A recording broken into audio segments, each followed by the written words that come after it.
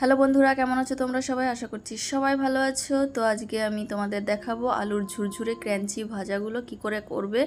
তো আমি প্রথমেই 4টে আলু ধুয়ে ছিলে নিয়েছি। তারপর আলুটাকে পাতলা স্লাইস করে এইভাবে ঘষে নেব। ঘষাটা হয়ে গেলে তারপরে এটাকে ধুয়ে নেব। এগুলোকে পুরো সুন্দর করে ধুয়ে নিয়ে তারপর এটা উনুনের ওপর প্যানটা বসিয়ে দিলাম গরম করতে। তারপর এটার মধ্যে নুন আর হলুদ দিয়ে পুরো মিক্স করে নেব। নুন আর হলুদটা দিয়ে দিলাম, দিয়ে আমি ভালো করে মিক্স করে নিচ্ছি এটাকে। তারপর দিয়ে দিলাম তেলটা একটু বেশি করে দিতে হবে, না হলে হবে না। তো তোমরা একটু বেশি করে তেলটা দেবে কড়াইয়ের মধ্যে। তেল পরে বেঁচে যাবে, সেটা তুমি আলাদা করে রেখে নেবে। আর দেখলাম তেলটা গরম হয়ে গেছে। তারপর আমি আলুগুলো দিয়ে দিচ্ছি আস্তে আস্তে। দেখো ভাজছি কত সুন্দর করে, এগুলো ফুটে উঠবে তেলটা। এমনি করে বেশি নাড়াবে না, আলুটাকে হতে দেবে এভাবে।